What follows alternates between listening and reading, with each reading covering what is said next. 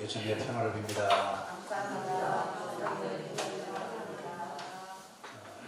눈에 보이지 않는 바이러스 때문에 들어들어야 되나 하는 생각도 있고, 하여튼 여러분 건강관리 잘 하시길 바랍니다. 요즘 제가 드리는 말씀은 여러분 굉장히 중요합니다.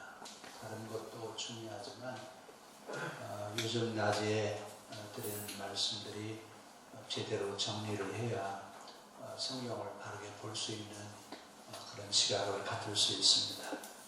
자, 오늘은 이제 세례 요한을 통해서 뭔 얘기를 좀 하고 있냐면 세례를 받아라. 그럼 구약에서는 세례라는 말이 없어요. 그리고 세례라는 제도도 없었어요. 그런데 신약으로 넘어오면서 세례 요한이 등장하면서 제사가 뭘로 바뀌어지기 시작하냐면 세례로 바뀌어지기 시작합니다. 왜 제사가 세례로 바뀌어지느냐? 우리는 지금 이 계약이라고 하는 말씀을 기억해야 됩니다.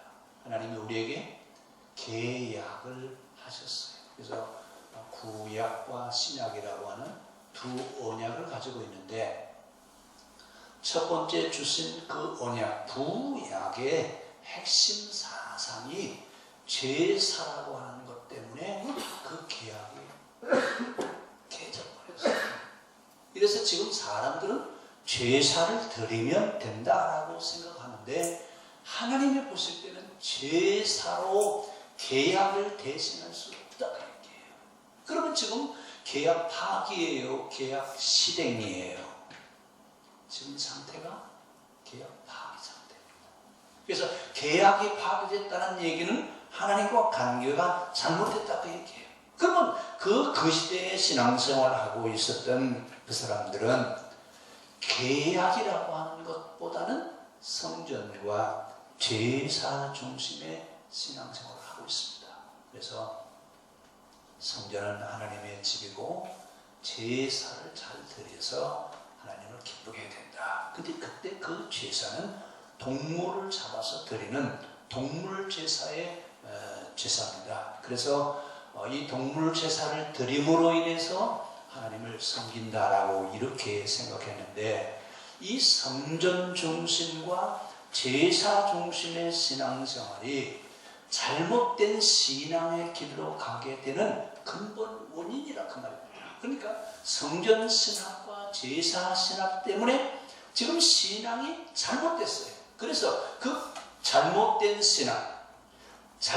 신앙으로 가는 근본적인 원인, 그것을 고쳐야 된다 그 말입니다. 그래서 제사가 아니라 뭐 해야 된다? 세례해야 된다라고 하는 얘기입니다. 그러면 제사를 드리다가 세례를 드리면 제도가 바뀌어지는 것이냐, 형식만 바뀌어지는 것이지 의미와 정신은 그대로 계승하는 겁니다. 자, 근데 우리는 지금 이 구약과 신약으로 넘어가면서 왜 제사가 아니고 세례이어야 되느냐라고 하는 이 이야기를 묻지도 않고, 그리고 그냥 자연스럽게 우리는 받아들여요. 그냥 성경이 말이야, 제사했다가 신약으로 오면서 세례로 바뀌어졌어 라고 이렇게 쉽게 얘기하는데, 성경은 그 이야기를 생략해 놓고 있어요. 왜 제사가 아니고 세례여야 되는, 그 시대 사람들은 다 알아요. 다 알기 때문에 굳이 성경에 기록해 놓고 얘기할 이유가 없었어요. 그래서 세례 요한이 뭐라고 말하냐면, 회개하라, 천국이 가까웠다. 너희는 지금 잘못된 신앙의 길을 가고 있다. 그 잘못된 신앙의 길을 가고 있는 그 근본적인 원인을 고치라고 하는 얘기입니다. 그래서 세례 요한이 잘못된 신앙의 근본적인 원인을 제공했던 제사, 이것은 유대교를 지탱하고 있는 기둥과도 같아요. 근데 이 유대교를 지탱하는 기둥과도 같은 이 제사에 대한 것을 아주 이 기둥뿌리를 뽑아버리는 거예요. 그럼 기둥뿌리를 뽑아버리면 집이 무너지지 않겠어요? 그렇죠? 무너졌죠?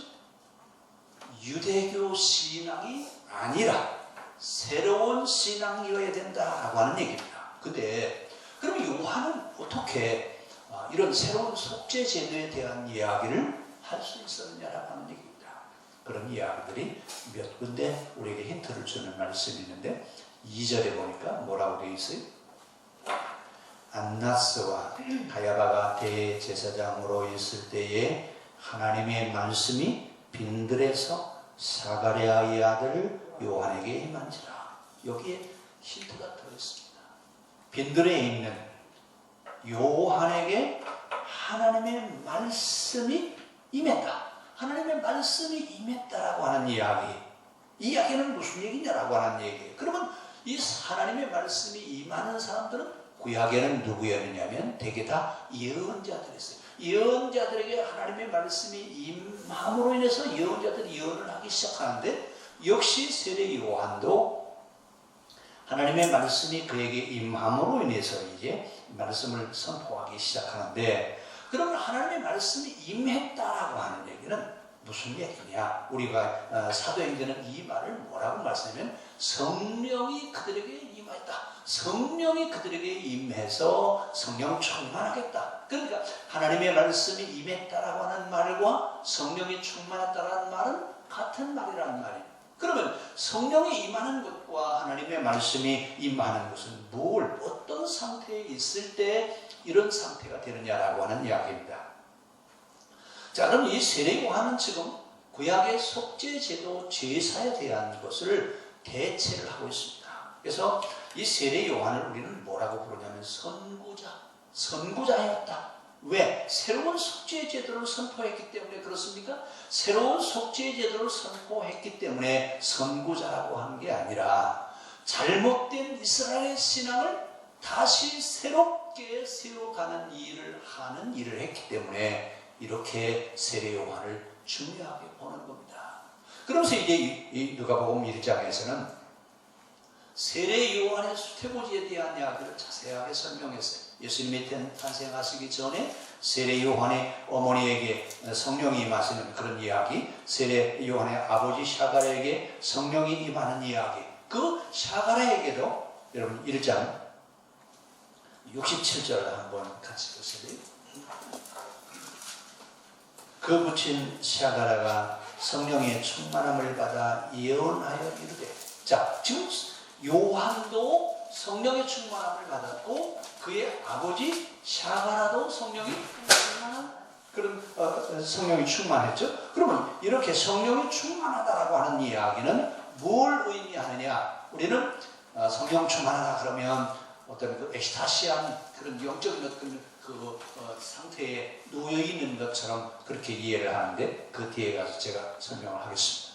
자, 세례 요한의 탄생에 대한 수태고지에 대한 이야기를 요한복음에서는 요한이 탄생하는 것까지만 얘기를 하고 그 다음에 요한이 어떻게 성장했는지에 대한 이야기는 없어요. 그리고 나서 어떤 말씀이 등장하냐면 빈들에서 회개하라 천국이 가까웠느니라 라고 하는 하나님의 말씀을 선포하는 요한을 등장시킵니다. 그러니까 태어나서 세례 요한이 회개하라 천국이 가까웠느니라고 하는 이 말씀을 선포하기 전까지 요한은 무엇을 했을까? 어디에 있었을까? 만약에 태어나서 세례 요한이 지금 외치는 그 말씀 때까지 요한은 몇 살이나 됐을까? 정확하게 우리가 몇 살이었을 것이다 라고는 예측할 수 없지만 예측을 하기는 약 한 30세 전후였을 것이다. 그러면 세례 요한이 30이 되도록 무엇을 했는지에 대한 이야기는 기록이 되어 있지 않습니다. 근데 그 이후에 요한이 뭐라고 해요? 회개하라. 빈들에 있는 세례 요한에게 성령이 하나님의 말씀이 빈들에 있는 사가랴의 아들 요한에게 임하니 그가 말씀을 선포했다라고 하는 얘기입니다. 그러면 30년 동안 뭐 했다는 얘기예요? 분명히 놀고 있지는 않았어요.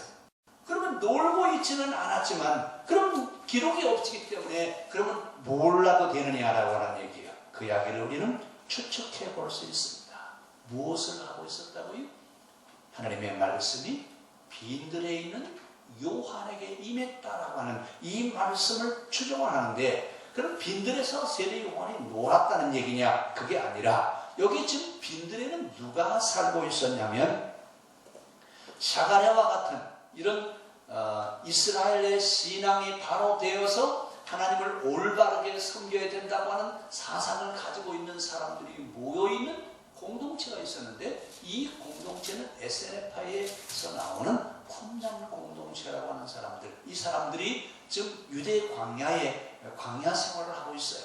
왜 그런 광야로 나오느냐? 이 광야에 나와 있는 쿰난 공동체의 이 사람들은 예루살렘에 있는 제사장들은 다 타락했다. 그 타락한 제사장들이 드리는 예배는 거룩할 수가 없다. 그러니까 우리는 그 더러운 타락한 예배를 드리느니 차라리 우리는 광야에 가서 하나님을 섬겨야 되겠다. 이러면서 나와서 공동체 생활을 했던 사람들이 바로 이 쿰난 공동체인데, 그 쿰난 공동체 안에 누가 있냐면 요한의 아버지 샤가라가 있습니다. 그럼 이 샤가라는 누구냐면 제사장이었어요. 제사장인데 어떤 제사장이냐면 시골 제사장이에요. 여러분, 예루살렘 제사장과 시골 제사장은요 엄청난 차이가 있습니다. 첫 번째 어떤 차이가 있냐면, 예루살렘에 있는 제사장은 다 갑부예요. 갑부들이고 최상류층에 있는 사람들이에요. 그럼 시골에 있는 제사장은 어떤 사람이냐? 요즘으로 얘기하면 그 택시 운전하는 목사님들이에요. 살 방법이 없어요.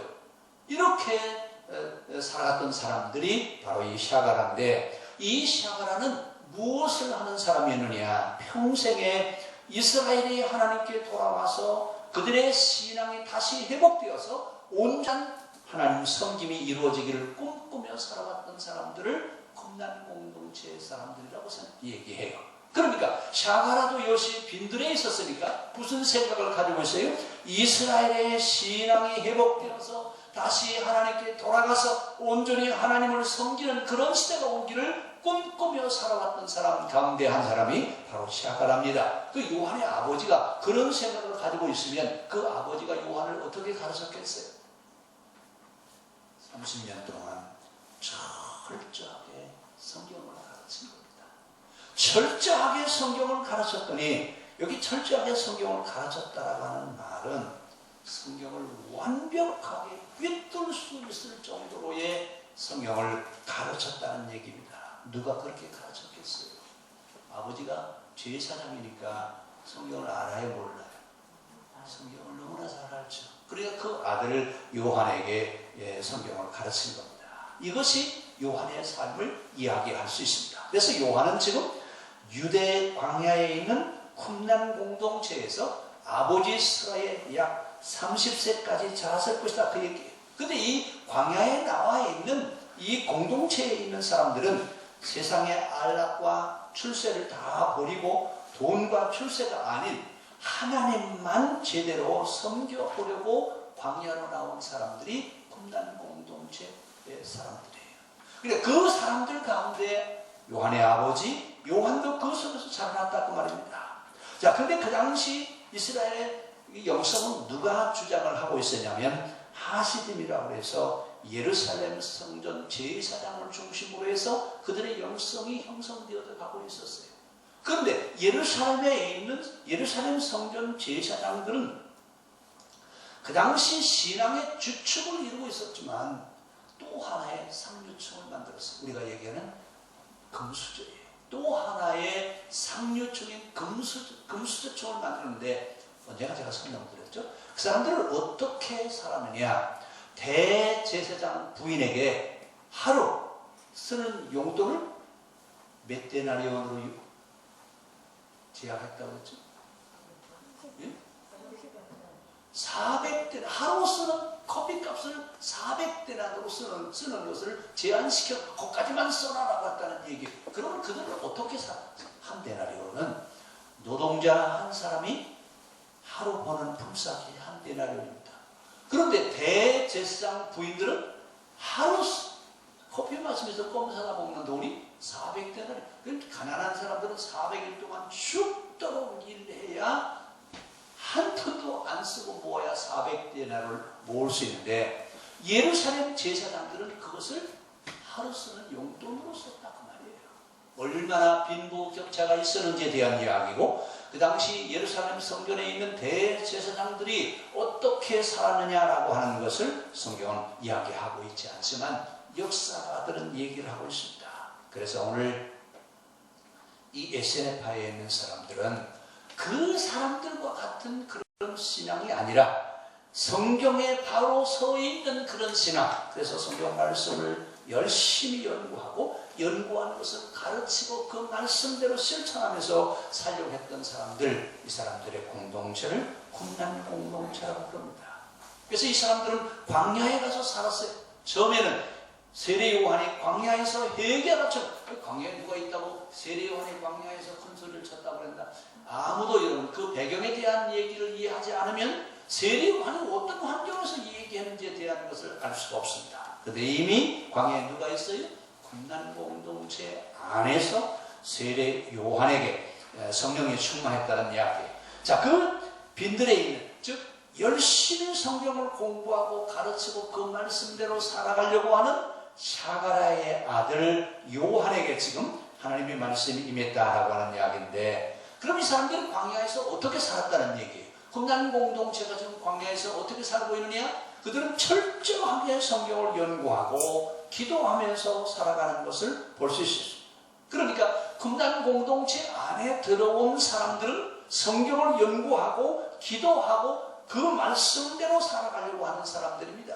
이렇게 성경을 연구하고 기도하고 하는 그 사람들, 이 사람 가운데 세례 요한에게 하나님의 말씀이 임했다는 얘기입니다.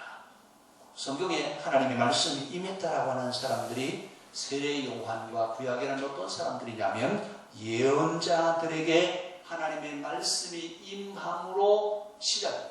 그러니까 예언자가 되기 위해서는 그 예언자에게 하나님의 말씀이 임함으로부터 예언자의 사역이 시작이에요. 그러면 이 예언, 이 말씀이 임한다는 이야기, 이 이야기는 은사냐? 말씀의 은사냐? 아닙니다. 뭐냐? 율법을 철저하게 연구하고 그 핵심을 정확하게 이해하고 있는 사람들에게 말씀이 임합니다. 그러니까 말씀이 임했다라고 하는 이야기는 기도만 하고 있었다는 얘기가 아니라 하나님의 말씀과 그 말씀을 정확하게 이해하고 그 말씀대로 살아가고 있는 사람들에게 하나님의 말씀이 임했다라고 하는 얘기입니다. 우리말로 얘기하면 통달한 사람이에요. 하나님 말씀을 통달한 사람들에게 성령이 임하시고 하나님의 말씀이 임했다라고 하는 얘기입니다. 결국은 세례 요한은 지금 광야에서 어떻게 살았다는 얘기예요? 철저하게 성경을 공부했는데 그 공부를 정확하게 이해하고 그 말씀대로 살아가고 있었다는 얘기입니다. 결국은 지금 하나님의 말씀이 그에게 임했다라고 하는 이야기는 그가 어떻게 살고 있었다는 얘기예요. 그의 아버지가 어떻게 살고 있었느냐라고 하는 얘기를 우리에게 하고 있습니다. 오늘 하나님의 말씀이 임했다라고 하는 것, 하나님의 말씀을 선포한다라고 하는 얘기는 계시와 능력으로만 되는 것이 아니라 말씀에 대한 정확한 이해, 올바른 이해가 뒷받침되어 줘야 가능하다고 하는 얘기입니다. 그러니까 굽난 공동체가 유대 광야에서 어떻게 살았느냐, 율법을 가지고 기도하고 공부하고 율법의 핵심을 정확하게 이해하고 통달하고 있었다라고 하는 얘기입니다. 그러니까 누가복음 3장 2절 우리 이제 다시 한번 보겠습니다. 안나스와 가야바가 대제사장하고 있을 때에 하나님의 말씀이 빈들에서 사가랴의 아들 요한에게 임한지라.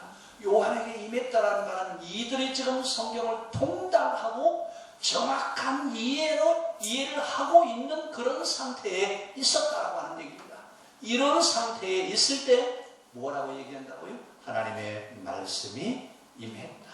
하나님의 말씀이 임했다라고 하는 말로 표현한다 그 말입니다. 그러니까 하나님의 말씀이 빈들에 있는 사가랴의 아들 요한에게 임한지라라고 하는 이야기는 철저한 성경 공부를 통해서 정확하게 성경을 이해하고 있었다 그 말입니다. 이 사람에게 이런 요한이 지금 뭘 얘기하고 있어요?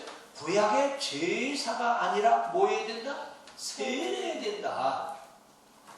그러면 제사를 드리는 것이 아니라 이 세례만 받으면 되느냐라고 하는 얘기예요. 제사와 세례는 의미는 같습니다.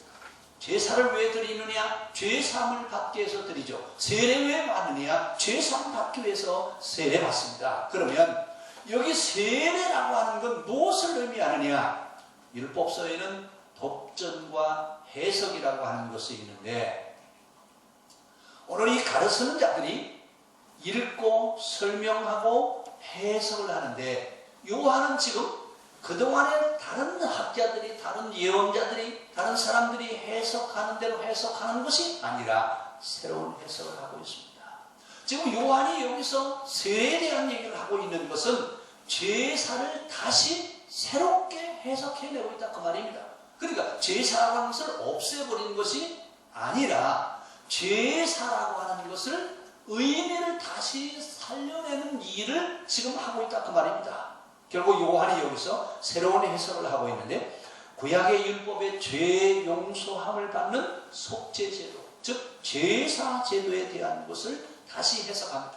그래서 구약에는 번제와 화목제를 반드시 성전 안에 들어오면 번제와 화목제를 드려야 돼요. 근데 우리는 지금 번제와 화목제를 드려야 안 드려요?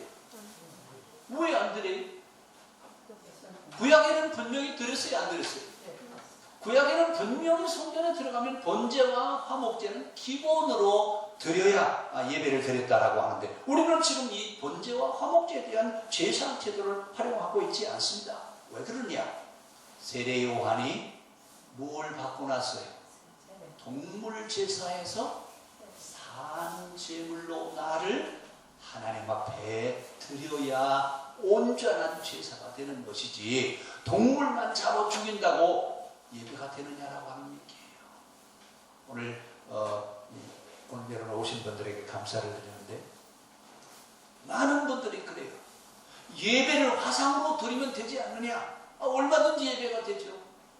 제가 언젠가 한번 태국을 가는데, 그때 가이드가 뭐라고 얘기하냐면, 이 태국은 불교 나라잖아요. 그래서 아침마다 불교 예식을 하는데, 하루를 시작하는 예식을 하는데, 어떤 사람이 일어나지도 않고 이불 속에서 그 텔레비전 보고 앉아있다가 일어났대요. 그럼 그 사람은 참여한 거예요? 안 한 거예요?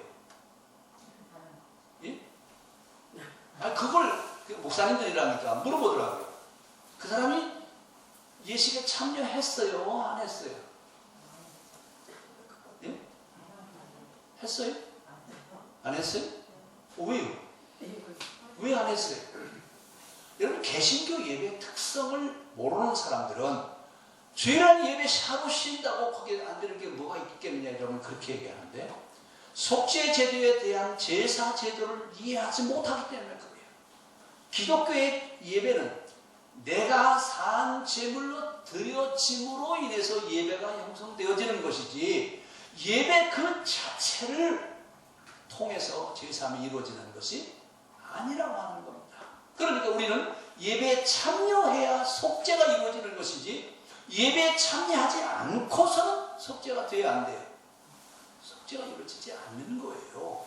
오늘 개신교 예배를 이해하지 못하는 사람들은 개신교가 왜 주일날 예배 드리냐고 자꾸 그러는데, 그건 교회 우리 신앙에 대한 특성을 이해하지 못해서 그래요. 오늘 우리는 예배를 드릴 때 동물만 잡아서 드렸던 구약과 같은 그런 제사가 아니라, 누가 제물이 돼야 돼요? 내가 산 제물로 드려지는 속죄 제사가 이루어지지 않으면 우리는 예배가 이루어진 것이 아니에요. 그럼 이제 화상으로 예배를 드렸다 합시다. 텔레비에서 나오는 이 화면 앞에 앉아서 예배를 드렸다 합시다. 찬송도 부르고 기도도 하고 다 했어요. 그럼 예배 드렸죠? 드린 거예요? 예배를 봤죠? 예배는 봤지만 드렸어요?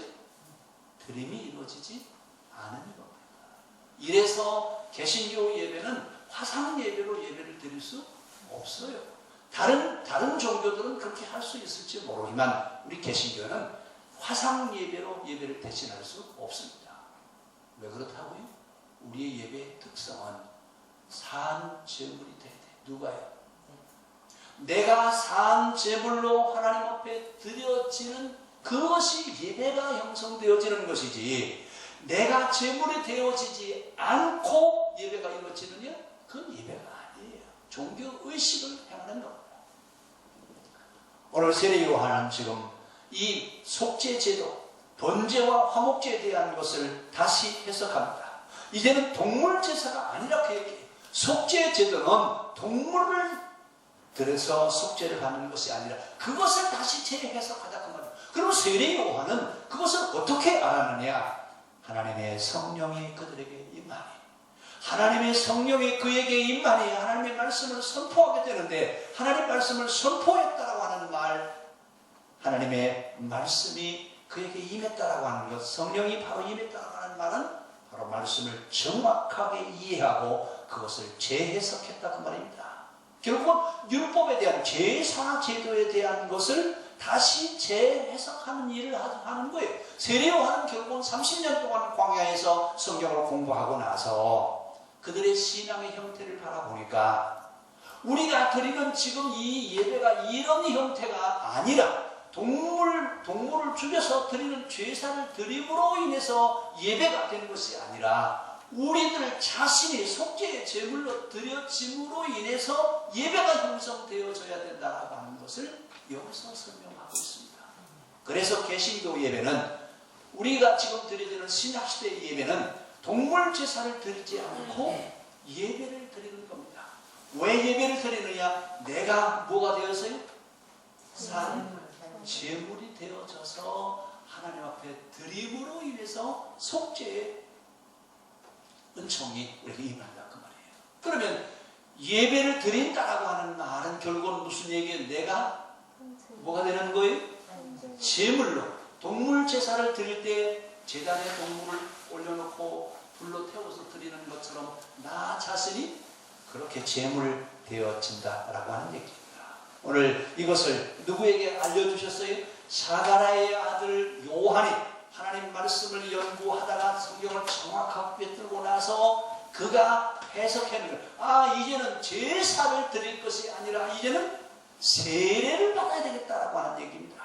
이래서 지금 오늘 우리가 이 동물 제사를 드리지 않고 이렇게 예배를 드리고 있습니다. 결국은 이제 세례 요한이 하고 있는 것은 제사 제도를 없애버린 거예요.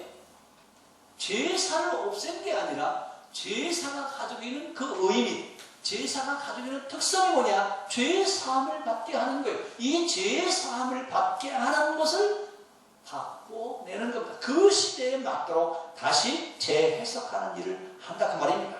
자, 이래서 이제 방법을 바꿨어요. 제사를 드리는 것이 아니라 나 자신이 산 제물이 되어서 하나님 앞에 드리는 세례로 이제 예배를 드려야 된다라고 해요. 이래 이 얘기를 했더니 많은 사람들이 몰려와서 세례를 받아야 한다. 사실 그 당시 가난한 사람들은 매 주일날 예배당에 성전에 가서 동물 제사를 드리는 것이 부담스러울까요? 안쓰러울까요? 부담스러워요. 그것도 일주일에 한 번씩 매번 주일날마다 양을 사든지 비둘기를 사든지 소를 사든지 사서 제물을 바쳐야 되는데, 가난한 사람들은 이것도 부담이 된다 그 얘기예요. 그러니까 세례가 하는 거예요. 우리는 돈으로 하나님을 섬기는 것이 아니라 우리 몸으로 하나님을 섬기는 것이다. 나 자신이 산 제물이 되어야 된다라고 그 당시 유대교가 가지고 있는 율법을 다시 재해석하고 있습니다. 여러분, 요한이 여기서 하고 있는 일이 뭐냐? 구약의 속죄 제도를 다시 재해석해내는 일을 하고 있다 그 말이에요. 성경을 다시 재해석하고 있다 그 말이에요. 오늘 예수님 당시 예수님도 성전에 가셔서 성전상을 뒤에 엎어버리고 돈을 바꾸는 것을 봐. 그리고 재물을 다 쫓아내고 그랬죠. 왜 그랬어요?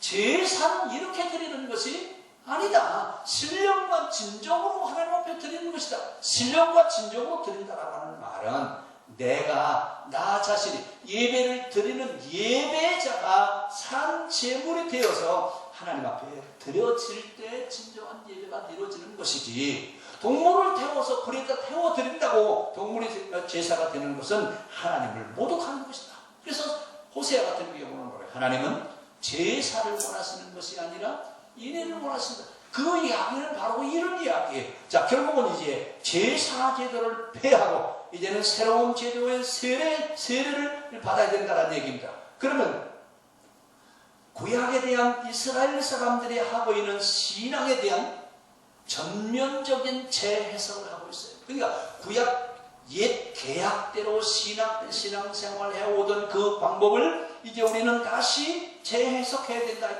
그래서 지금 우리 기독교는 동물제사를 드리지 않습니다. 이 길을 열어놓은 사람이 누구예요? 세례 요한이 이 길을 열어놓았습니다.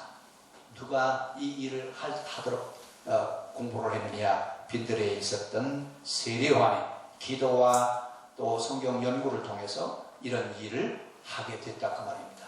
자, 이렇게 성경을 다시 재해석하니까 많은 사람들이 지금 몰려옵니다. 구약의 제사의 핵심은 회개입니다.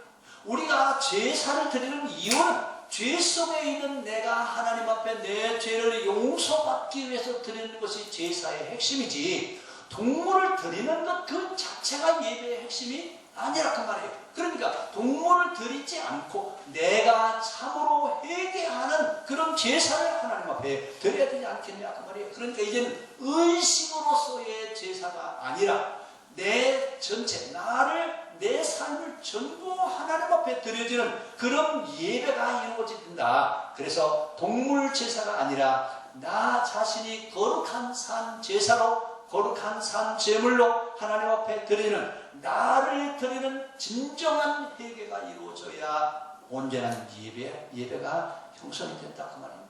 그래서 회개하라. 이제는 여러분들이 의식 집회하는 것을 그만하고 이제는 진정 회개하고 나 자신이 산 제물로 드려지는 거룩한 예배가 이루어지게 하라 그 말입니다. 그래서 오늘 우리는 구약의 동물 제사를 드리지 않고 예배를 드리고 있습니다. 예배를 드리는 이유가 어디 있느냐? 너무 복잡해서 제대로 바꾼 것이 아니에요. 뭘 바꿨어요? 이제는 동물을 통해서 회개하는 것이 아니라 누가 회개해요? 내 자신이 정말 산 제물, 주어지는 제물처럼 제단에 올려져서 나 자신이 다 없어지는 것처럼 내 죄가 이제는 산 제물로 드려져서 내 죄 사함을 받고 새로워지는 삶을 살아가는 속죄의 역사가 예배를 통해서 이루어지게 하는 것이다 그 말입니다. 그래서 이제는 우리는 제물을 드리려고 하는 것이 아니라 누가 드려야지? 내가 하나님 앞에 산 제물로 드려질 수 있어야 돼요. 진정한 예배는 바로 어디서 이루어지느냐? 제물을 드림으로가 아니라 나 자신이 살아있는 내가 산 제물로 하나님 앞에 제물로 드려지는 역사가 일어나는 것입니다. 이것을 우리는 새로운 해석이다, 이런 패러다임의 전환이라고 얘기하는데, 이 일을 시작한 사람이 바로 누구냐면 세례 요한입니다. 그래서 요한이 지금 새로운 속죄제도, 새로운 예배제도, 새로운 신앙생활을 할 수 있는 길을 열어가는 일을 지금 하고 있습니다. 세례 요한이 그때는 그렇게 재해석했습니다. 지금 우리는 이대로 가면 신앙생활이 안 된다, 많은 사람들이 얘기를 하고 있습니다. 그럼 이대로 가면 신앙생활이 안 된다라고 하는 것을 알아요. 그럼 우리는 무언가 이제는 달라져야 돼요, 안 달라져야 돼요? 달라져야 돼요. 달라져야 되는데 많은 사람들이 뭐라고 얘기냐면 성경으로 가자 그 얘기해요. 거기도 맞아요, 안 맞아요? 거기도 맞아요. 그러면 성경으로 돌아가자. 근데 성경 어디로 가야 돼요? 마태복음으로 갈까요? 아니면 요한복음으로 갈까요? 신천지처럼 요한계시록으로 갈까요? 이 성경을 모르니까 지금 어디로 가야 될지 모르는 겁니다. 성경의 핵심은 오경이에요. 구약의 오경이 우리 성경의 핵심이고, 다른 책들은 다 오경을 설명하기 위한 부수적인 책들이라고 이해하시면 됩니다. 자, 이렇게 정확하게 성경을 이해하고 성경이 말하려고 하는 핵심적인 것을 꿰뚫고 기도와 영성으로 새로운 신앙에 대한 이야기를 해야 될 때가 됐다는 말입니다. 세례 요한이 새로운 길을 내고 새로운 신앙의 길을 가게 했던 것처럼 오늘 우리 시대에 새로운 신앙의 길을 열어갈 때가 됐습니다. 그러기 위해서는 성경을 알아야 됩니다. 성경을 모르고서 새로운 길을 낼 수가 없습니다. 오늘 세례 요한을 통해서 새로운 길을 내게 했는데, 그 새로운 길은 동물을 잡아들이는 제사 중심의 신앙이 아니라 이제는 나 자신이 산 제물이 되어서 거룩한 예배를 드리는 새로운 제도로 전환되어져 가는 길을 세례 요한이 열어가는 것을 볼 수 있습니다. 그래서 예수님은 세례 요한이 위대하다라고 얘기합니다. 뭘 위대하느냐? 다른 사람들은 성경을 그렇게 공부를 하고 연구를 했어도 제사가 아니라 예배여야 된다, 제사가 아니라 세례해야 된다고 얘기한 사람이 아무도 없었다 그 말입니다. 오늘 이렇게 새로운 것을 새로운 패러다임으로 전환시켜 갈 수 있는 그런 시대에 오늘 우리가 그런 일을 감당할 수 있는 사람들로 성장해 갈 수 있기를 합니다. 기도하겠습니다.